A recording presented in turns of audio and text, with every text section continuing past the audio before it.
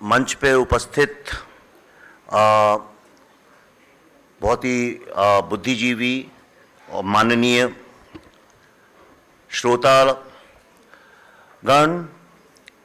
मेरा सौभाग्य है कि मुझे आज professor DP Singh, doctor professor Vikram Singh ji, इन लोगों से मिलने का मौका मिला। विक्रम सिंह जी को मैंने कई बार टीवी में देखा है, फंक्शंस में देखा है, और मेरे पिता तुल्य प्रोफेसर डीपी सिंह साहब भी यहाँ पे हैं, और इस बात के लिए मैं ईश्वर का बहुत बहुत आभारी हूँ। काशी से सब लोगों का लगाव घाटों के कारण, गंगा के कारण, तमाम चीज़ों के कारण है। फिर मेरा लगाव जो है काशी से, वो काशी विश्वविद्यालय से है, बनारस हिंदू यूनिवर्सिटी से है, और मैं मालवीय जी को बहुत मानता हूँ। और कल ही मैं बता रहा था इनको कि मैं जो मेरी नई फिल्म है द दिल्ली फाइल्स, उसके लिए बहुत हम लोग पार्टीशन का जो सत्य है, जो कोई पढ़ाता भी नहीं है, कोई जानता भी नहीं है, कोई सुनाता भी नहीं है, अगर उसको सुनेंगे तो सारी धारणाएं हमारी ऊपर नीचे हो जाएंगी और कोई वो डिस्टर्ब करने का काम करता नहीं है। डिस्ट्रप्शन तो राजनीति में सबसे कम किया जाता है।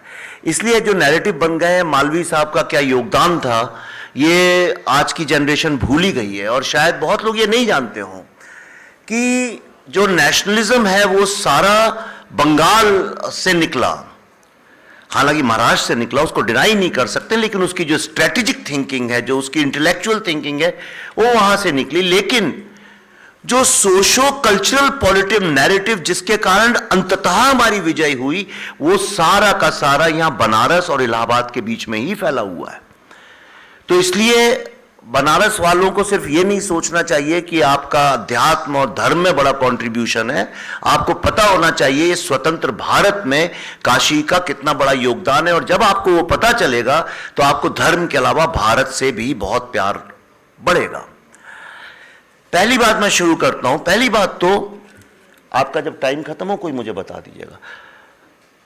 पहली बात तो मैं ये शब्द जो है इंडियन नॉलेज सिस्टम, इससे मैं अग्री ही नहीं करता हूं बिल्कुल भी। ये एक तरह की हिपोक्रेसी है। ये जो हमने कॉलोनियल माइंडसेट से जो सीखी है, सामने वाले को बुरा ना लगे, खुश हो जाए, हमारी बात स्वीकार हो जाए, एक ग्लोबल वर्ल्ड में अपनी पहचान बनाने के लिए इंफीरियरिटी कॉम्प्लेक्स से क्वाइंड शब्द है इंडियन नॉलेज सिस्टम। मैं आपसे पूछता हूं, जितनी वेदों और धर्मों की अभी आप बात कर रहे हैं, ये कहां पे उत्पन्न हुए?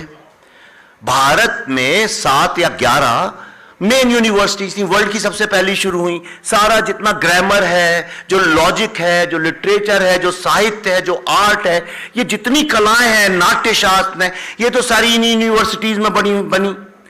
जिसको आज आप नॉलेज सिस्टम बोलते हैं, चाहे आयुर्वेदा हो या योगा हो, ये ऋषि बोले, सन्यासी बोले, कोई टीचर कोई तो रहा होगा जिसने शोध करके किया होगा।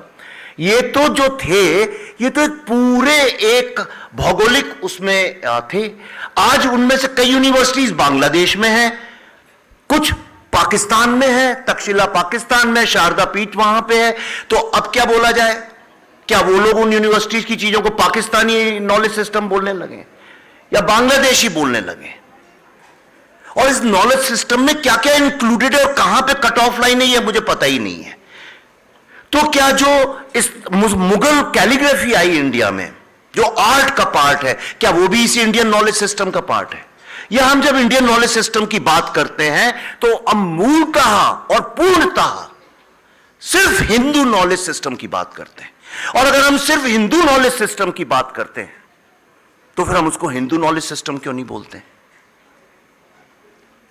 ये जो गंगा जमुना तहजीब है, इसके बारे में भी मैं आपको एक बात बताता हूं। और मैं बिल्कुल, अब जो लोग मुझे जानते हैं, मैं ये धर्म जात पात की बात तो करता ही नहीं हूं। यानी मैं, क्योंकि मैं हिंदू नॉलेज सिस्टम का विद्यार्थी हूं, इसलिए इन चीजों की बात नहीं करता हूं।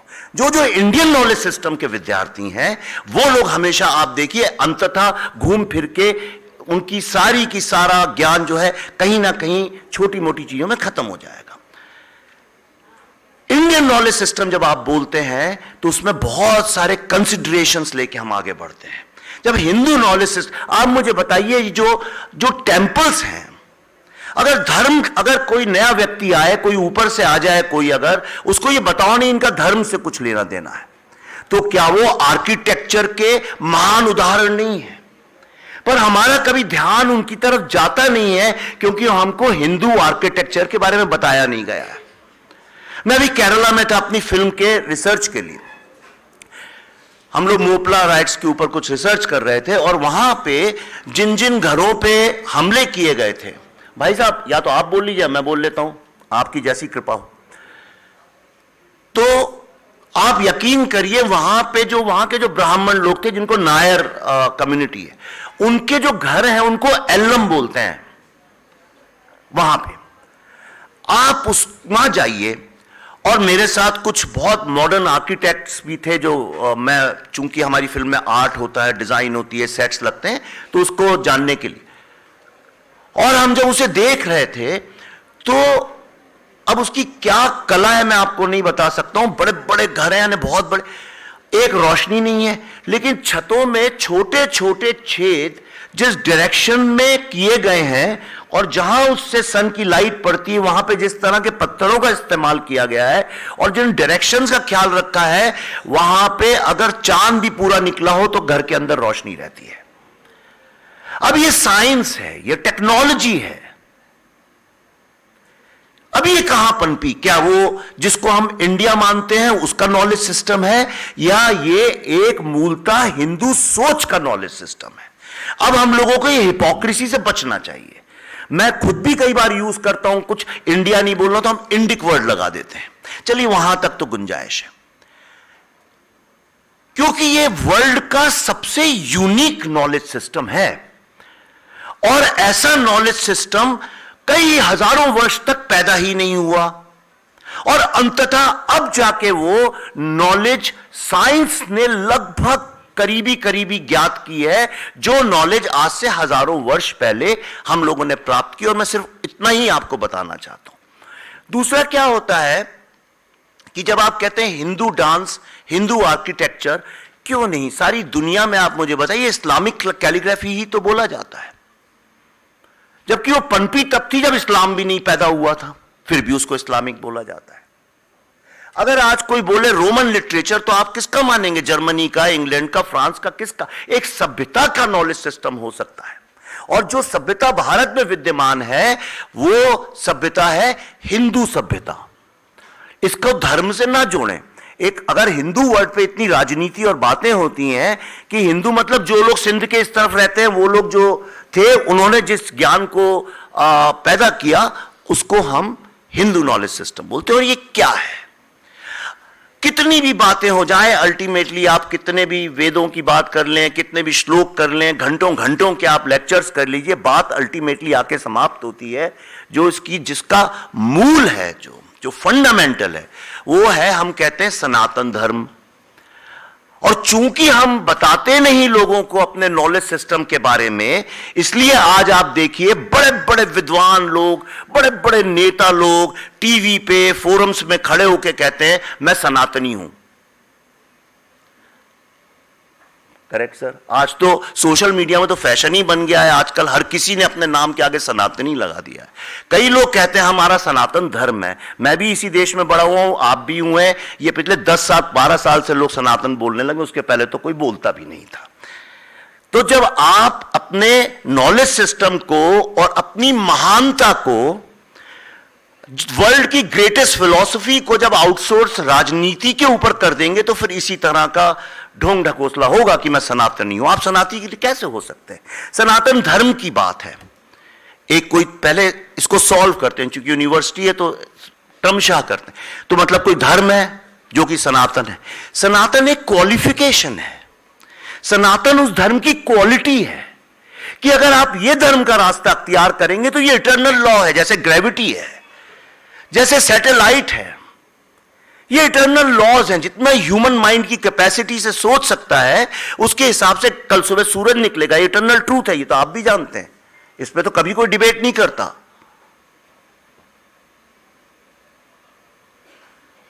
चीजें ऊपर से नीचे ही बहती हैं, नदी ऊपर से नीचे ही बहती है, इसमें तो कोई डिबेट नहीं होती। विचार भी ऊपर से नीचे बहते हैं। इसलिए कर्म की जब हम बात करते हैं, एक्शन रिएक्शन की करते हैं, पर कौन सा एक्शन? जब इंसान सुपरफिशियल लेवल पे जीता है, मतलब सतही स्थूल लेवल पे जीता है, तो उसको कुछ ज्यादा करने की आवश्यकता नहीं होती है, क्योंकि वो एक एनिमल इंस्टिंक्ट से चलता है, जहां पे भूख, सेक्स, फियर, अगर आप जो आदमी स्थूल लेवल पे जिंदा है, अगर आप उसको सिर्फ एक्शन की जरूरत है, उसको बोलो यहां से वहां जाओ, point A to point B, आप उससे कहिए सामने वाला तुम्हारा दुश्मन है, तुम्हें मार डालेगा, वो तुरंत तलवार लेके उसको मार डालेगा। जो ट्राइबल कॉन्शियसनेस है, जो अक्सर सारी दुनिया आज ऐसी होती जा रही है, उससे भूख लगेगी, जाके खाना खा लेगा, थोड़ी देर बाद फिर भूख लगेगी, वो कंट्रोल नहीं कर सकता, क्योंकि वो स्थूल लेवल पे जिंदा है। ये सुपरफिशियल है और ये अज्ञान की निशानी है। जब आदमी के पास अज्ञान होता है, ज्ञान नहीं होता है, तब वो स्थूल लेवल पे, मतलब सुपरफिशियल लेवल पे जिंदा रहता है, और वहीं पे क्लेश, कलह, मार पीट, वायलेंस, हिंसा, जेलसी, एक दूसरे को खींचना, ये चीजें होती हैं। अगर आप इन चीजों से त्रस्त हैं कि समाज में ये चीजें बहुत हैं, मतलब आप अज्ञानियों के बीच जिंदा हैं। तो हमारे यहां हिंदू थॉट सिस्टम जो है, हिंदू नॉलेज सिस्टम जिसको आप बोलना चाहते हैं, उसके अनुसार इंसान का सिर्फ एक ही धर्म है, अज्ञान से ज्ञान की तरफ बढ़ना, फ्रॉम इग्नोरेंस टू नॉलेज। यही मूल है, इसके अलावा और कुछ नहीं है। चाहे आप गीता पढ़ लीजिए, चाहे आप उपनिषद पढ़ लीजिए, चाहे वेदांत पढ़ लीजिए, बड़े बड़े संतों को सुन लीजिए, आप किसी भी हिंदू थॉट की किताब निकाल लीजिए, अंततः सारी बात इतनी सी है। अगर इस धरती में आपने इंसान का जन्म लिया है, तो आपका कर्म क्या है? अच्छा, कर्मण्येवाधिकार से मतलब कर्म करो वैसे ही मिलेगा, कर्म तो कुछ भी हो सकता है, पर वो कर्म जब धर्म के साथ जुड़ता है तब वो राइट पाथ बनता है। तो चूंकि लोग सुपरफिशियल लेवल पे रहते हैं, इंसान पैदा होता है ना, जब at the start of the evolution हम लोग सुपरफिशियल लेवल पे रहते हैं, इसलिए किसी को भी मार दिया, काट दिया, पैसे चुरा लिए, हमें जरूरत है पैसे की, हम गए किसी का चोरी कर लिया हमने। किसी आदमी को लगता है मुझे कम पैसे मिलते हैं, ज्यादा लेने हैं मेरे को, उसने घूस खा ली। यह है सुपरफिशियल। तो धर्म का क्या काम हुआ? लोगों को बताना which is the right path and which is the wrong path. कौन सा सही रास्ता है, कौन सा खराब रास्ता है। सही रास्ते पे चलने से हमेशा शांति, प्रेम, जो चीजें आपको सुख और आनंद का भाव देती हैं, जो आपके सताचित आनंद का भाव जो निकाल के लाती हैं बाहर, वो इस रास्ते पे चलने पे होंगी। और इन रास्तों पे चलने पे खराब रास्ता चलेगा, तो एक धर्म एक अधर्म। और ये जो रास्ता है सही रास्ता, ये यूनिवर्सल ट्रूथ है, ये सनातन है, ये उसकी क्वालिटी है, जो क्वालिटी खराब धर्म की नहीं है, अधर्म की नहीं है। अधर्म के साथ सनातन वर्ड नहीं जुड़ता। तो सबसे पहली चीज अगर आप हिंदू नॉलेज सिस्टम में शुरू करना चाहते हैं, जैसे A for apple, B for ball सीखा जाता है, सबसे पहली ये चीज लीजिए कि आप सनातनी नहीं हैं, आपका धर्म सनातन है। करेक्ट? आपकी डेफिनेशन सनातन नहीं हो सकती है, आपके जो आप कर्म करते हैं उसकी राइचियसनेस क्या है, वो धर्म हो सकता है। दूसरी बात, दूसरा फंडामेंटल हिंदू फिलॉसफी का, हिंदू थॉट सिस्टम का क्या है, वो भी बड़ा सिंपल है। कितने भी आप शास्त्र पढ़ेंगे, अंततः आपको यही समझ में आएगा कि उसका सिंपल मतलब है, जब आप इग्नोरेंस से नॉलेज की तरफ पढ़ते हैं तो उसका क्या फायदा है। क्या कारण है कि भारत ही एकमात्र ऐसी सभ्यता है जहां पे 3 देवियों की पूजा होती है, और उसमें से एक देवी है सरस्वती। और आप देखिए, पहले तो सारे स्कूल कॉलेजेस में, सिंह साहब जानते हैं, हर स्कूल कॉलेज में, हर घर में, जो भी 1990 या लिबरलाइजेशन के पहले जो लोग पैदा हुए हैं वो जानते होंगे, हर घर में एक सरस्वती की मूर्ति हुआ करती थी। सरस्वती वंदना, सरस्वती पूजा, जैसे आज हम जय श्री राम के नारे लगा रहे हैं, ऐसे भारत में सरस्वती की बड़ी उपासना होती थी। और वो इसलिए होती थी क्योंकि वो अज्ञान से ज्ञान की तरफ ले जाती है। वक्त बदला, लिबरलाइजेशन आया, हम ग्लोबल पॉलिटिक्स के पार्ट बन गए, और अब सरस्वती को पीछे कर दिया, लक्ष्मी और दुर्गा को आगे खड़ा कर दिया। ताकत और पैसा, इन्हीं चीजों को हमने अपना धर्म मान लिया है। इन सब की पूजा करते करते टीका लगा के हम लोग जय श्री राम के नारे लगाते हैं। यह अज्ञान की निशानी है, बुरा मानने की बात नहीं है। जब आप कॉरपोरेशंस को, राजनेताओं को और प्रोफेशनल कॉरपोरेट रिलीजियस गुरुज के हाथ में अपनी सभ्यता की नॉलेज आउटसोर्स कर देंगे, सबसे अधिक उसका नुकसान आपको ही होगा। अंततः आपके बच्चों का भविष्य सही नहीं होगा अगर आप रिचुअल्स में, कर्म कांड में पूरी सोसाइटी को फंसाएंगे। और वो तब होगा जब हर आदमी आके आपके नॉलेज को अपने किसी भी तरह से आके बता देगा। टीवी में देखिए, अपर जो एंकर्स हैं वो क्या बोलते रहते हैं, सनातन धर्म ये बात करते, किसी को कुछ नहीं पता। जो लोग देखते हैं वो बहुत इन्फ्लुएंस्ड होते हैं। तो अज्ञान से ज्ञान की तरफ जब हम जाते हैं तो ज्ञान की जो पराकाष्ठा है वहां पे जाके सिर्फ एक ही चीज बताती है। इसके पहले मेरे छोटे भाई ने बहुत अच्छे तरीके से, एकेडमिक तरीके से बताया। वहां पे एक ही बात समझ में आती है, वो है प्रिंसिपल ऑफ वननेस। सब कुछ एक है, बाकी जो आपको 2, 3, 4 दिखते हैं वो माया है। जैसे आपने अपने हाथ में ये बैंगल पहन रखा है सोने का, इसको आपसे पूछूं क्या आप कहेंगे ये बैंगल है, लेकिन है तो सोना। वो गोल्ड है, ये आपको कभी कोई नहीं बताता। आपको ही बता दिया था गले का हार है, ये देखिए इतने लाख रुपए का है, और लोग खुश होते हैं। कोई ये नहीं समझ पा रहा वो सोना है। ये टेबल जिस पे मैं बात कर रहा हूं, इसको आप पोडियम बोल सकते हैं, लेकिन ये तो लकड़ी है। इसका सोर्स वही जंगल, वही पेड़ है। इसी तरह से इस बात को समझना कि आप में और मुझ में मूलतः कोई फर्क नहीं है, क्योंकि हम सबका सोर्स एक ही है। और वो सोर्स क्या है? वो सोर्स ना तो राम है ना कृष्ण है, ये तो इमेजरी है। वो सोर्स, वो एनर्जी है जिससे ये पूरा ब्रह्मांड चलता है। अब साइंस, जो चीज हमने आज से कई हजारों वर्ष, मेरे पास कोई प्रमाण नहीं है, बोलने को मैं 10,000 वर्ष भी बोल दूं आप ताली भी बजा देंगे, 20 बोलूंगा और तालियां बजाएंगे। मुझे नहीं पता कितने वर्ष पहले, लेकिन कम से कम इतना तो जानता हूं, मॉडर्न साइंस टेक्नोलॉजी के आविष्कार के पहले से यह ज्ञान हमारे यहां उपलब्ध है। आज मॉडर्न साइंस क्या बोलती है? मॉडर्न साइंस, क्वांटम फिजिक्स, जो वर्ल्ड की सबसे एडवांस साइंस है, पार्टिकल साइंस, वो क्या बोलती है? इतने हजारों, वो भी पिछले 500-600 साल से तो उन्होंने इतनी मेहनत की है रिसर्च में, साइंस ने, और दुनिया में आप देखते हैं कॉस्मोस में जाते हैं, कहां कहां नहीं जाते, अल्टीमेटली वो भी यही बोलती है कि the power of the cosmic energy is equal to the power of energy in the smallest particle of your body. इसलिए गॉड पार्टिकल वगैरह के नाम भी आए। मतलब पूरे ब्रह्मांड की जो शक्ति है वो तुम्हारे एक सेल की शक्ति के बराबर है, एंड वाइस वर्सा। तो आप मुझे यह बताइए, जब हम अज्ञान मतलब सुपरफिशियल लेवल पे जब हैं, तो हमें लगता है ये तो बनारस वाला है और मैं तो लखनऊ वाला हूं, आपस में झगड़ा कर लो। दिल्ली बंबई वाले झगड़ा करते हैं।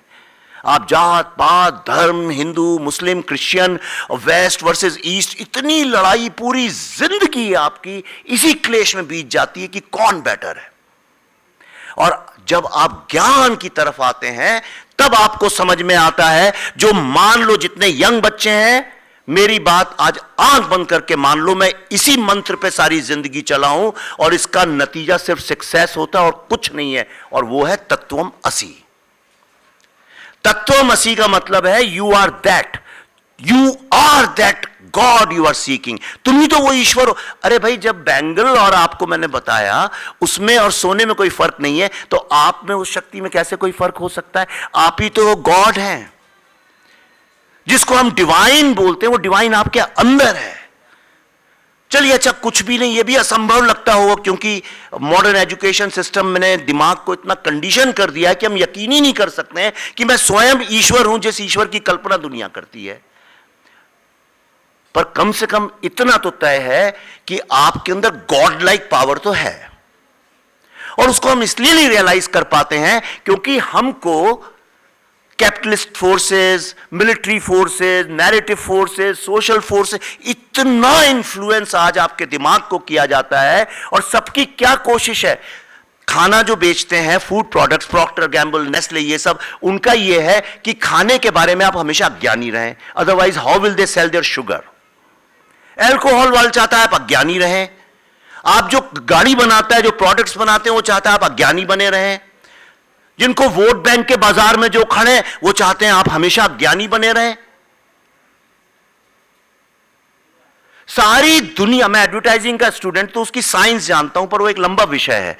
वो साइंस बड़ी सिंपल है। जब भी हम बैठ के कि अच्छा भाई कोका कोला बेचना, ये बेचना, सबसे पहले यही सोचा जाता है कि इसमें जो इग्नोरेंट पॉपुलेशन है, जिसको इसके प्रोज एंड कॉन्स नहीं पते, सबसे पहले उन्हीं को अटैक करना पड़ेगा। इसलिए कॉमन डिनोमिनेटर को पकड़ा जाता है। यही फिल्मों में भी होता है, जिसको आप गाली देते हैं बॉलीवुड को, क्योंकि उनको तो गाली दे सकते हैं आप, वहां कोई डिफेंड करने नहीं आ सकता, पर उन लोगों को गाली नहीं दे सकते जो सरेआम आपके दिमाग को 24 घंटे ज्ञान से अज्ञान की तरफ ले जा रहे हैं। आपके दादा दादी ने जो आपको ज्ञान दिया होगा, या समाज ने, या बहुत सारी चीजों ने ज्ञान दिया होगा, आप धीरे धीरे पतन के रास्ते पे हैं। ये लिख के ले लीजिए, इसमें कोई शक नहीं है। और उसका राजनीति और धर्म से कोई लेना देना नहीं है। उसका सिर्फ एक चीज का पैमाना है, ज्ञान की तरफ ले जाने के कुछ टूल्स हैं। और वो टूल्स क्या है? वो है आर्ट एंड लिटरेचर, कला, साहित्य, नृत्य, नाटक। क्योंकि उसका रीजन यह है कि इंसान की जो वायरिंग है दिमाग की, जिस तरह से इंसान के दिमाग का कंस्ट्रक्शन हुआ है, वो शब्दों पे विश्वास नहीं करता, थॉट्स पे विश्वास नहीं करता, क्योंकि वो खुद सोचता है, उसको ये बात पता है कि इन थॉट्स की कोई वैल्यू नहीं है, और कोई भी थॉट किसी भी वक्त पे उसको तोड़ा जा सकता है। हम बिलीव करते हैं अपनी स्वयं के इमोशन पे, क्योंकि हमें पता है दुनिया में किसी को ट्रस्ट नहीं कर सकते, कम से कम अपनी भावनाओं को तो ट्रस्ट कर सकते हैं। और ये जो इमोशनल ट्रस्ट की जो बॉन्डिंग है, हमारी इमोशनल क्रेडिबिलिटी की जो हमारी कंपल्शन है, वो आती है इमेजरी से, शब्दों से नहीं। यही कारण है जब से इंसान मिलता है, मैं भोपाल में था, आप जानते होंगे भीमपेटका और विदिशा की केव्स, वहां विश्व की सबसे पहली रॉक पेंटिंग्स हैं। आदमी ने शब्दों का आविष्कार नहीं किया था, उसके पहले उसने इमेजरी का किया था। और ये सारा विश्व स्टोरी टेलिंग पे जिंदा है। जो यंग स्टूडेंट्स हैं उनके लिए मैं एक इंपॉर्टेंट बात बताता हूं, आपको जनरली बोलेंगे नहीं इस तरह की बात, कि ये सारी दुनिया जो है वो स्टोरी टेलिंग पे चलती है, जिसको आप डेमोक्रेसी बोलते हैं, जिसको आप रिलीजन बोलते हैं, जिसको आप पॉलिटिक्स बोलते हैं। ये सारी चीजें कहानियां हैं। जैसी आपने कहानी सुनी उस पर विश्वास किया। मैं आपको डेमोक्रेसी की कहानी सुनाऊंगा, विश्वास कर लेंगे। रशिया में रहने वाले लोग जो हैं कम्युनिज्म की कहानी पर विश्वास कर लेंगे। कहानी तो एक नहीं है, कहानी 10,000 है, और ये कहानियां इमेजरी के थ्रू सुनाई जाती हैं। यही कारण है कि हमारे यहां कहीं जो हमारे ऋषि रहे होंगे, जो हमारे विद्वान लोग रहे होंगे, उन्होंने कहा कि ये स्टोरीज जो हैं ये वक्त के साथ अडेप्ट होनी चाहिए, बदलते वक्त के साथ इंप्रूवाइज होनी चाहिए। इसीलिए श्रुति का कॉन्सेप्ट आया होगा कि भाई जितनी महान, चाहे वो रामायण हो, चाहे महाभारत हो, चाहे वेद हो, चाहे उपनिषद हो, ये लिखे नहीं गए, जबकि भाषा थी। ये बोल बोल के, क्योंकि उससे जो इमेजरी क्रिएट होती है, वो इमेजरी फिर युगों युगों तक चलती है। और उसमें जहां, अच्छा आपके प्रांत में भाई ये बात सूट नहीं करती है द्रौपदी और अर्जुन के बारे में, आप थोड़ा चेंज कर लीजिए अपने समाज के हिसाब से, पर मैसेजिंग तो वही जानी चाहिए। हम लोग महाभारत बना रहे हैं 3 पार्ट में, तो उसके लिए पूरी रिसर्च टीम लगी है कुछ सालों से। 11,000 वर्जन्स महाभारत के हैं भारत में, जिनमें से करीब 1,001 तो रिकॉग्नाइज, जिसको बोरी, जिनको जो मेन सोर्स है भंडारकर ओरिएंटल रिसर्च इंस्टीट्यूट, उसको तो वो भी रिकॉग्नाइज करते हैं। हर विद्वान संस्कृत का रिकॉग्नाइज करता है। चलिए नंबर सुनने में बड़ा लगता है तो मैं कहता हूं चलिए 50 ही होंगे, 50 छोड़िए, मैं कहता हूं 5-6 ही वर्जन्स होंगे। विश्व में किसी और धार्मिक किताब के आप 1 से भी ज्यादा वर्जन सोच सकते हैं। ये फ्रीडम क्यों आई? क्योंकि कोई चीज लिख के ये नहीं बोल दिया गया ये कॉन्स्टिट्यूशन है, अब ये नहीं बदलेगा, दैट्स इट।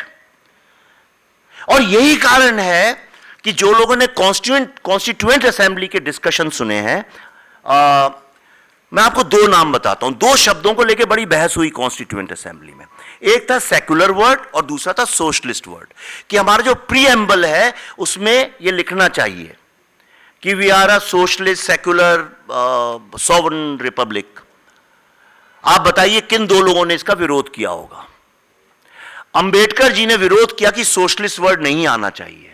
इसलिए नहीं आना चाहिए, उन्होंने कहा क्योंकि बदलते हुए समाज में कल का समाज जो है, भारतीय समाज, वो किस पॉलिटिकल थिंकिंग के साथ जुड़ता है, यह तय करने का हमको अधिकार नहीं है। अगर हम आज सोशलिस्ट लिख देंगे और कल को यह समाज दूसरी इकोनॉमिक पॉलिसी को अगर फॉलो करना चाहता है, तब क्या होगा? इसलिए इसको श्रुति की तरह ओपन एंडेड छोड़ना चाहिए। सोचिए आप, ज्ञान। और दूसरा वर्ड था सेकुलर। आजकल जिस तरह का पॉलिटिकल नैरेटिव है, उसके सामने अगर मैं ये बोलूंगा तो हो सकता है आप लोगों को अच्छा ना लगे। सेकुलर वर्ड का सबसे विरोध और एकमात्र विरोध करने वाले थे पंडित जवाहरलाल नेहरू। क्यों?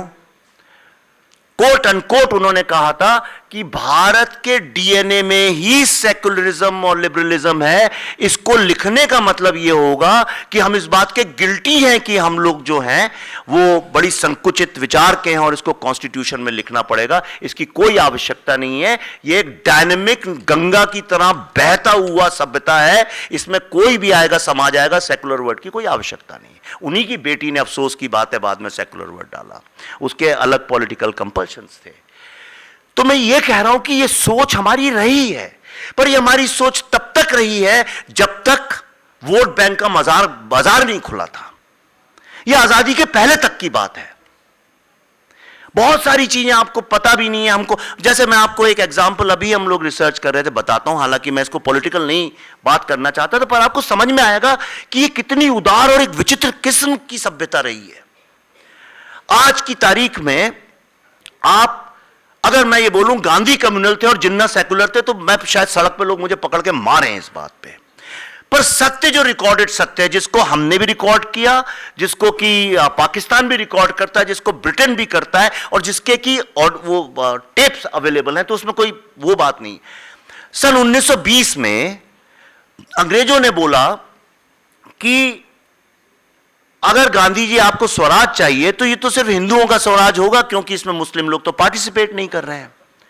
और उसी वक्त कुछ ऐसा कोइंसिडेंस हुआ कि जो भारत के मुस्लिम थे वो खिलाफत का मतलब वो नहीं होता है जो, क्या कोई बहुत लोग जानते नहीं खिलाफत का मतलब, समझते हैं किसी का विद्रोह करना। नहीं, खिलाफत वर्ड खलीफा से निकला है, कैलिफेट से। उसका मतलब यह था कि टर्की में जो हमारे खलीफा हैं, हम उनको सपोर्ट करते हैं और इसके लिए हम अंग्रेजी शासन का विरोध करते हैं, और इसका आजादी से कोई लेना देना नहीं था। गांधी जी को लगा कि यहां पे भी काफी उन्माद है और ये लोग काफी अभी वोलेटाइल माहौल है, क्यों ना इनको अपने साथ इसी बहाने जोड़ लिया जाए। एज अ पॉलिटिशियन वो करेक्ट था। तो गांधी जी ने खिलाफत को खुल के कैलीकट के बीच में 16 अगस्त 1920 को सपोर्ट किया ऑफिशियली। सोचिए इसका सबसे बड़ा विरोध कहां से आया होगा इस बात का? इसका सबसे बड़ा विरोध आया मोहम्मद अली जिन्ना से। जिन्ना ने बोला, कोट अनकोट बता रहा हूं आपको, मैं पैराफ्रेज हिंदी में कर रहा हूं, quote unquote, he said that Gandhi has made the blunder of mixing religion with politics. This is a toxic way of getting independence and it will only result in Hindu Muslim conflict, it will not achieve the desired result. और आज हमें समझ में आ रही है वो बात। दूसरी बात उन्होंने बोली, he said, I know that my way is the right way and Gandhi's way is the wrong way because my way is the constitutional way.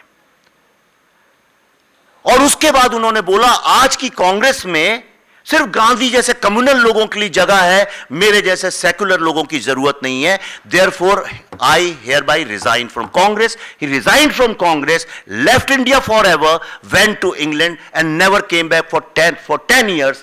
Until उनका दिमाग कैसे बदला, क्या हुआ जिन्ना का, वो एक अलग चर्चा है। देन ही केम बैक, और उसके बाद उन्होंने मुस्लिम लीग में लीडरशिप लेके पाकिस्तान की बात की। पर तब तक अंबेडकर किताब लिख चुके थे कि भारत और ये हिंदू और मुस्लिम कभी साथ नहीं रह सकते हैं, इसलिए 2 नेशन होने चाहिए। ये अंबेडकर की थ्योरी थी, मॉडर्न, एक ओरिजिनल थ्योरी थी 2 नेशंस की, और जो बाद में हुई वो अंबेडकर ने अपनी किताब में लिखा।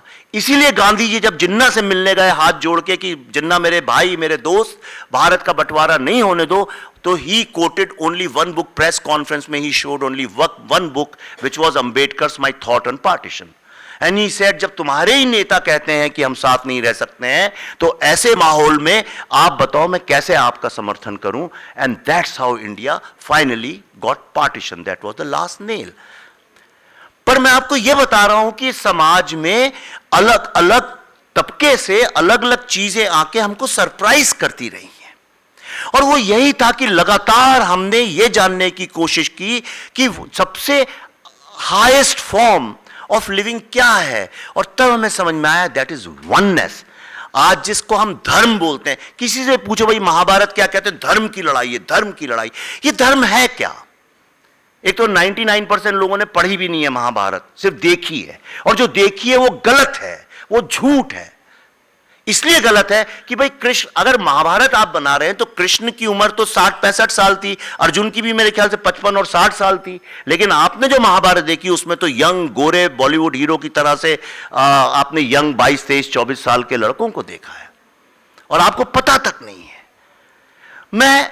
देखिए, मैं अक्सर अलग तरह की बातें करता हूं, तो मेरा मकसद कुछ और नहीं है। मैं ये चाहता हूं कि आप इस बात के धनी हैं कि वर्ल्ड की जो ग्रेटेस्ट फिलॉसफी है, moving from ignorance to knowledge and oneness की, जिसको शिवा की फिलॉसफी है, जिसको शैविज्म भी मानता है, वननेस, जिसको अद्वैता मानता है, और वर्ल्ड का ऐसा कोई नोबेल प्राइज विनर नहीं है, ऐसा कोई फिजिसिस्ट साइंटिस्ट नहीं है जिसने अपनी किताबों में या लेक्चर्स में इसके बारे में बात ना की हो। आधे से अधिक फिजिसिस्ट तो ये कहते हैं कि they are inspired by this thought. In fact मैं अभी पढ़ रहा था, एक बहुत बड़े फिजिस्ट हैं, उनको 10-15 साल पहले नोबेल प्राइज मिला था, and he said my journey into exploration of cosmos started only after reading Upanishad, the teachings of Upanishad. तो हम इतने बड़े धनी हैं, let's not waste it in political sloganeering. और मेरी ये चिंता है, हमने हर चीज को टीवी डिबेट बना दिया है, हर आदमी आपको एंटरटेन करने में लगा है, हर चीज एक स्पेक्टिकल है, हर चीज बड़ी बड़ी और बड़ी, बहुत बड़ी। हम क्या कहीं सूक्ष्म पे आधारित समाज को स्थूल समाज बनाने की कोशिश तो नहीं कर रहे हैं अनजाने में? यही अमेरिका की दुर्गति हुई। अमेरिका ने हर चीज को बड़ा बड़ा बड़ा बड़ा, अंत में क्या मिला? आज वर्ल्ड की सबसे अधिक अगर कोई डिक्लाइनिंग सोसाइटी है, morally, ethically, financially and socially, तो अमेरिका है। और मुझे डर इस बात का है, 5000 साल तक जिस सभ्यता को किसी ने हराने जिताने की कोशिश नहीं की, जो सिर्फ अपने विचारों की ताकत पे खड़ी रही। लास्ट में मैं आपको एक ऐसी बात बताता हूं जिस पे आपको गर्व होना चाहिए। वो ये है कि ये कॉलोनियल्स जहां जहां गए, जिस कंट्री में गए, 100% of those countries became Christian. जहां गए, ऑस्ट्रेलिया हो, ये हो, अफ्रीका गए, एक तो कंट्री अफ्रीका में जहां पे वो लोग उतरे बोट से और 2 घंटे में पूरी कंट्री क्रिश्चियन हो गई, दे सरेंडर्ड। जहां जहां इस्लामिक इन्वेजन हुआ, वो सारी की सारी कंट्रीज इस्लामिक हो गई, सारी। जहां जहां कम्युनिस्ट इन्वेजन हुआ, वो कंट्रीज कम्युनिस्ट हो गई। पूरी इंसानियत के इतिहास में एकमात्र हम हैं, सिर्फ भारत है, जिसके ऊपर लगभग 1000 साल तक, 600-700-800 साल इस्लामिक फेथ वाले लोगों ने, और उसके बाद क्रिश्चियन फेथ वाले लोगों ने हम पे राज किया है। और आजादी के बाद कई साल तक कम्युनिस्ट सोच वाले लोगों ने हम पे राज किया, अभी भी करते होंगे चुपचाप, पता नहीं मुझे। उसके बावजूद सारी सभ्यताएं खत्म हो चुकी हैं। देखिए, बड़ी बड़ी ताकतवर रोमन सभ्यता खत्म, एस्टेक खत्म, पर्शियन खत्म, मंगोल एक जमाने में आप जानते हैं सब जगह राज करते थे, चाइना तक में राज करते थे, वो खत्म। सारी सभ्यताएं एक एक करके खत्म हो गई। पूरे विश्व में एक ही लॉन्गेस्ट कंटिन्यूअस सभ्यता जिंदा है, और वो हमारी है। ये सभ्यता जिस सत्य पे खड़ी है, उस सत्य की क्वालिटी सनातन है। यह है हिंदू नॉलेज सिस्टम की ताकत। आप इसको पहचानिए। इसका मतलब यह नहीं है किसी और का नॉलेज सिस्टम आपसे इंफीरियर है। आपको सिर्फ यह समझना है कि जितने नॉलेज सिस्टम हैं, उनके जोड़ के जो पूरा ये ज्ञान का ब्रह्मांड बनता है, उनका जो केंद्र है सूक्ष्म, वो हम हैं, वो मैं हूं, वो आप हैं, हम सब ईश्वर हैं, तत्वमसी, ये मंत्र अगर पकड़ के चलें तभी हम हिंदू नॉलेज सिस्टम को विश्व के जन कल्याण के लिए लगा सकते हैं। तभी हमको इस बात को कहने का हक है वसुदैव कुटुंबकम।